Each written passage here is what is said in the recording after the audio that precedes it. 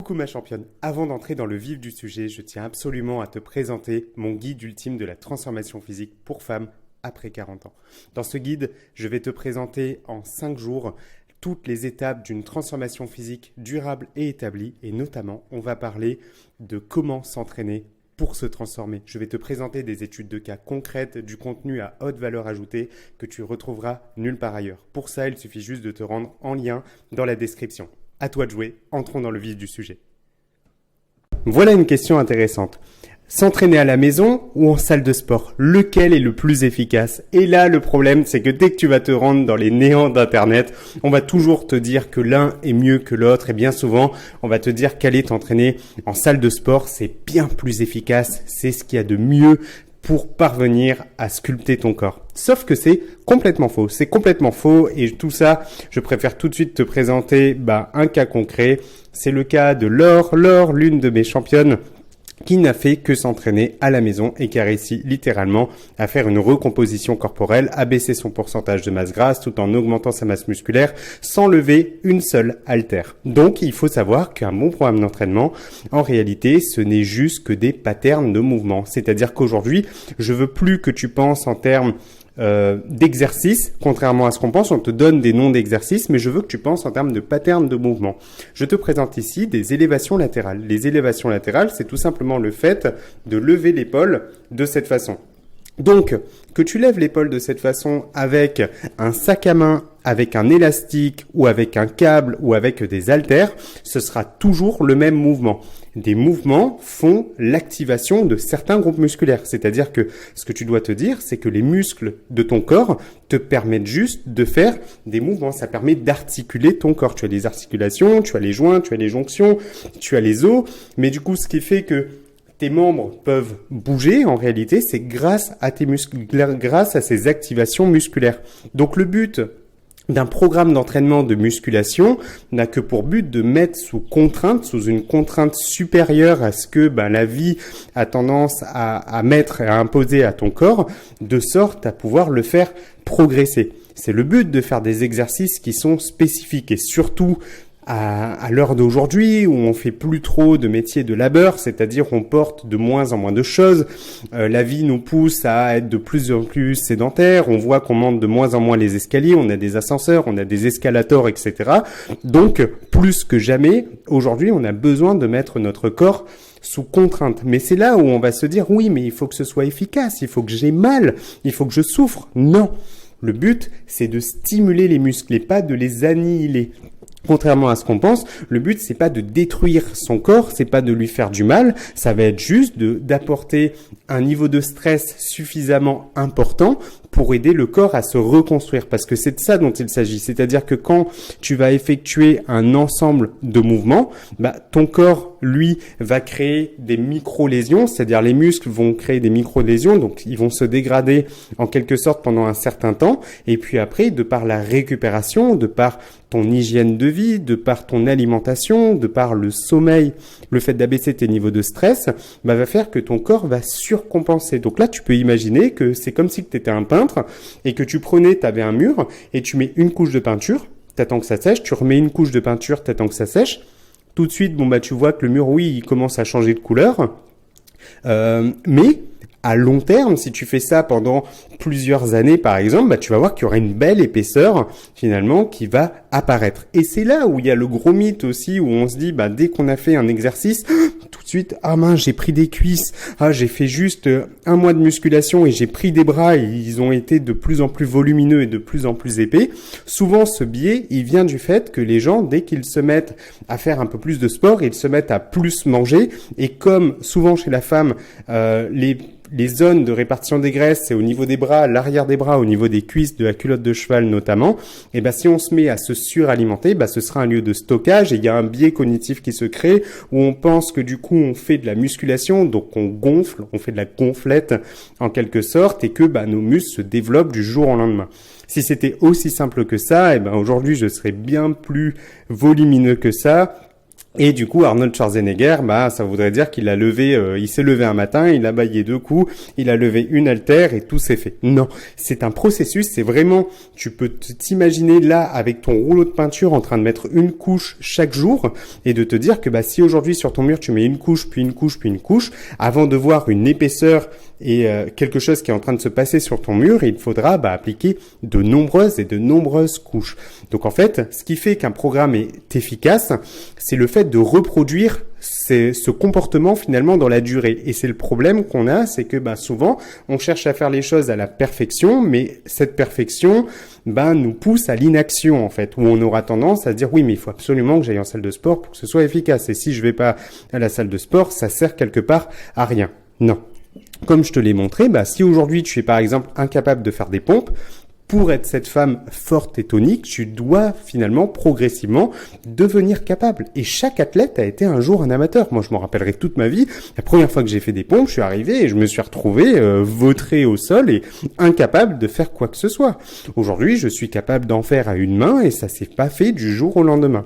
Donc, il faut toujours se dire qu'un bon programme d'entraînement, finalement, doit être un programme qui est adapté à ton niveau actuel, à tes capacités actuelles, en prenant en considération les blessures et les pathologies que tu peux avoir, et aussi, et surtout, en tout cas dans le contexte dans lequel je suis en train de te parler, c'est hyper important de recontextualiser. Là, je suis en train de te parler d'un point de vue de la transformation physique, de l'esthétique de ton corps, de faire en sorte que tu te sentes plus ferme, plus tonique et qu'on puisse galber ton corps sur certaines zones données. Donc aujourd'hui, un exercice de pompe, c'est un exercice qui va travailler par exemple ta poitrine, qui va travailler tes triceps, le côté du bras, ça va travailler l'avant de tes épaules, par exemple. Et donc, quand tu fais des pompes, si aujourd'hui tu peux pas faire des pompes complètes, tu peux commencer par faire des pompes inclinées, te mettre sur un support, donc les pieds au sol, sur un support et avoir moins d'amplitude de mouvement, ce qui rendra l'exercice plus facile. Et à force de te challenger, de chercher à progresser, et ça c'est aussi et avant tout le principal problème, c'est que la majorité des gens, quand ils s'entraînent, ils ne suivent pas leur performance. Ils ne regardent pas combien ils faisaient et combien ils sont capables de faire au fil des jours. Donc, tu dois absolument tenir un journal d'entraînement, de définir, voilà, là j'en ai fait tant. Et puis le lendemain, essayer de te challenger, de faire juste une de plus, par exemple. Juste une pompe de plus. Tu peux te dire, oui, mais c'est pas grand chose, une de plus. Non, parce que c'est une de plus, plus une de plus, plus une de plus. N'oublie pas la notion de rouleau de peinture. Tu vas venir mettre des couches de peinture supplémentaires et par définition, tu auras un corps de plus en plus ferme et de plus en plus tonique. Ensuite, une fois que tu es capable de faire beaucoup de répétitions, ne dépasse pas les 30 répétitions, ça devient sous-optimal et c'est ce que je reproche par exemple dans les programmes comme celui-ci. Donc là, c'est une capture écran du Top Body Challenge qui est très bien, qui est fait par de nombreuses femmes notamment, mais qui très rapidement devient sous-efficace. C'est-à-dire que les gens, quand ils commencent ces programmes, ils ont des résultats, mais ils se mettent très vite à stagner. Tout simplement parce que tu te retrouves à faire par exemple 30 squats, tu vois, tu vas vite devenir capable de le faire. Après, c'est quoi? T'en fais 40, puis 50, puis 100. Ça devient sous-optimal. Donc, dès qu'un exercice devient trop facile et que tu es capable d'en faire plus de 30, ça sert à rien de continuer parce que ce sera une perte de temps. T'imagines si tu dois faire 3 fois 30 répétitions, tu te retrouves à en faire 90 sur un exercice, puis sur d'autres exercices. Ta séance, elle est à rallonge et c'est sous-efficace. Donc le but, c'est juste de te rapprocher de l'échec musculaire. Tu sais, c'est ce moment où tu fais une pompe et tu es incapable de te lever. Tu trembles mais tu n'y arrives plus. Très bien, tu t'arrêtes ici. Et ça, tu dois atteindre cet état avant les 30 répétitions. Et quand tu vois que tu te rapproches des 30, là, tu complexifies le mouvement. Par exemple, tu te mets à faire des pompes à genoux. Tu fais des pompes à genoux, puis après, tu fais des vraies pompes. Puis après, tu peux faire des pompes avec une inclinaison inversée, etc. De sorte à créer de la difficulté. Et donc, pour moi, un programme d'entraînement, on peut pas donner un programme universel à tout le monde. Tout simplement parce qu'il y a déjà une chose qui est sûre, c'est l'idéal esthétique. Ton idéal esthétique, aujourd'hui, ce que tu souhaites raffermir, tonifier, plus développer ou pas, sache que c'est une question de proportionnalité. C'est-à-dire que ce qui fait que quelque chose est grand, petit, large ou mince, c'est une question de proportion et de comparaison. Si demain, je te mets à côté d'une personne de 3 mètres, peu importe ta taille actuelle, il y a de fortes chances que tu paraisses petite. Et si demain, je te mets à côté d'une personne d'1,20 m, naturellement, tu paraîtras grande, peu importe ta taille. On va juste le comparer. Et donc, c'est pareil pour tes membres. S'il y a un membre qui est plus développé qu'un autre, le but, c'est soit de le sous-entraîner, ou soit de aussi prendre en considération la grosse différence entre la masse musculaire et la masse grasse. C'est-à-dire qu'aujourd'hui, si tu trouves que tu as de gros bras par exemple et que tu peux palper de la graisse, eh ben sache que ce n'est pas de la masse musculaire. Si par exemple tu as la peau qui est très fine comme ça et que tout est dur, bah là c'est de la masse musculaire. Et si pour toi tu trouves que tu as trop de masse musculaire, il faudra sous-entraîner ce groupe-là ou compenser sur d'autres groupes musculaires pour créer la silhouette et l'harmonie. Mais du coup, comment savoir quel est le meilleur programme d'entraînement pour toi? Il faut déjà connaître ton idéal esthétique. Donc, qu'est-ce que c'est que selon toi une femme en forme? Qu'est-ce que tu souhaites le plus voir s'améliorer sur ton physique? Et aussi prendre en considération ta capacité de récupération. C'est-à-dire qu'aujourd'hui, en fonction de tes niveaux de stress, en fonction de ta vie de manière générale, en fonction de ton niveau d'entraînement, peut-être qu'il faudra que tu t'entraînes moins longtemps, moins fréquemment qu'une autre personne qui, par exemple, est juste dans un contexte différent où elle a peut-être plus de temps à consacrer, moins de pression, moins de charge au travail et donc pourra bénéficier d'un volume d'entraînement supérieur. Et c'est là où tu pourrais dire oui, mais si je m'entraîne plus longtemps et plus fréquemment, j'aurai plus de résultats. Sache que c'est faux en fait. C'est-à-dire que souvent on pense qu'il faut en mettre beaucoup pour avoir des résultats, mais en réalité, tout est question de dose-réponse, c'est-à-dire qu'à un moment, en mettre trop n'est pas plus efficace qu'en mettre moins. Donc, il faut toujours bien doser et prendre en considération, du coup, le volume d'entraînement. C'est ce que je fais à chaque fois que je conçois un programme d'entraînement. Je regarde chaque groupe musculaire et je lui impose un certain nombre de séries. Et donc, tout ça, du coup, en sélectionnant des exercices. Et le but, une fois de plus, c'est de faire des exercices que tu aimes, des exercices que tu apprécies, plutôt que de faire l'exercice le plus parfait, mais finalement que tu ne feras jamais. Parce qu'en fait, comme je te l'explique, ce sont des mouvements, c'est pas des exercices, ce sont des mouvements. Et une façon de faire un mouvement peut se faire finalement sous différentes formes d'exercice et de trouver celui qui te correspond le mieux. Tu fais des squats et t'as mal au genou et que tu vas sur internet, on va te dire que tu dois faire des squats si tu veux raffermir tes fessiers, ce qui est faux. Tu pourrais très bien raffermir tes fessiers sans faire une seule fois du squat. Tu vois, tu peux le remplacer par de la presse, tu peux travailler tes fessiers en faisant plus d'exercices d'extension de hanche. Donc je vais te montrer qu'on peut clairement là ici, si je te montre comment ne plus avoir de travail au niveau des quadriceps, voilà, de cette façon.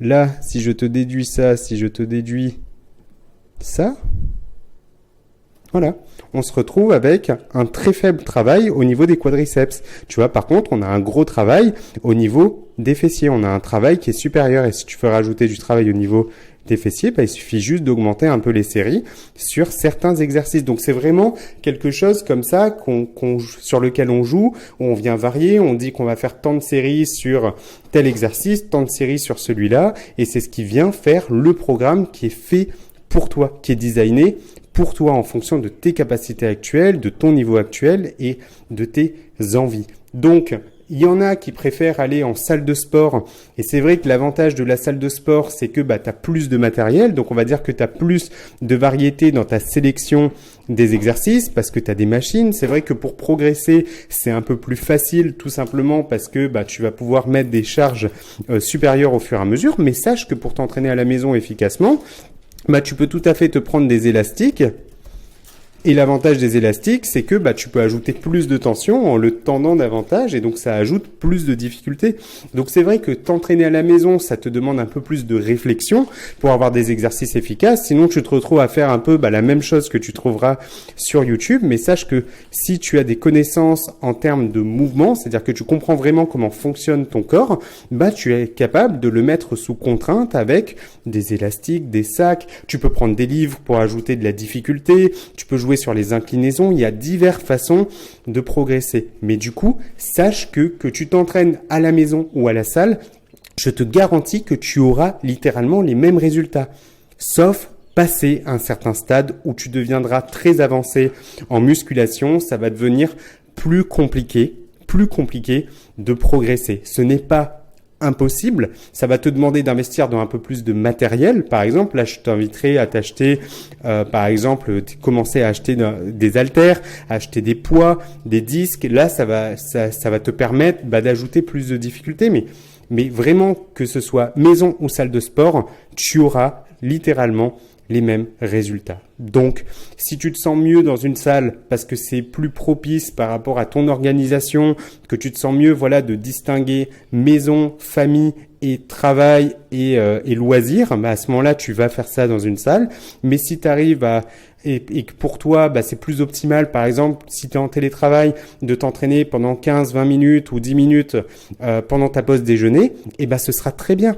Et c'est la meilleure façon de faire. Donc moi, j'adore jouer un peu avec les deux. Il y a des moments où, en fait, si je n'ai pas l'occasion d'aller m'entraîner à la salle de sport, c'est pas genre, oh, j'ai pas pu aller m'entraîner à la salle de sport. C'est non, je m'entraîne à la maison. C'est tout aussi efficace. C'est les mêmes mouvements, mais comme je te l'ai démontré, que ce soit avec des haltères, avec une barre, avec un câble, ce sera la même chose. C'est juste que je vais juste changer la modalité entre guillemets du mouvement et ça va me permettre d'obtenir ces résultats. Donc j'espère de tout cœur qu'aujourd'hui ça te permet d'y voir beaucoup plus clair. Fait sera toujours mieux que parfait et pense en termes de mouvement et n'oublie pas cette notion de rouleau de peinture. Ton but, c'est de mettre des couches et c'est pour ça que je recommande toujours 10 minutes par jour pour les gens qui manquent de temps. Plutôt que de chercher à faire la grosse séance d'1 heure mais qui finalement sera jamais faite, il vaut mieux que tu prennes ton petit rouleau et que tu mettes, ou ton petit pinceau et que tu mettes chaque jour une couche. Et grâce à la récupération, grâce à ton hygiène de vie, tu vas cultiver une identité, l'identité d'être une personne saine, d'être l'athlète de ton quotidien, d'être une sportive, d'être une championne, tout simplement.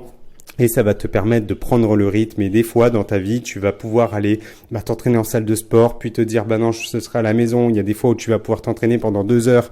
Il y a des fois, tu vas pouvoir t'entraîner que 10 minutes. Le tout, c'est de ne jamais cesser de le faire. C'est sincère, c'est un mode de vie, c'est un lifestyle. C'est ce que je tiens aujourd'hui à t'enseigner. C'est le but de ton accompagnement. C'est que je sois là pour toi, pour adapter en fonction de ton contexte, de tes pathologies. Donc, il faut jamais hésiter. Si tu as un exercice que tu n'apprécies pas, tu as quelque chose que tu veux revoir, on est là pour tout ajuster à tout moment et faire de toi, cette femme forte et tonique que tu mérites. Donc voilà, si tu as la moindre question, n'hésite surtout pas à m'écrire. Je t'embrasse. Si cette vidéo t'a plu, je t'invite à te rendre directement en lien dans la description et de télécharger le guide ultime de la transformation physique pour femmes après 40 ans. À toi de jouer.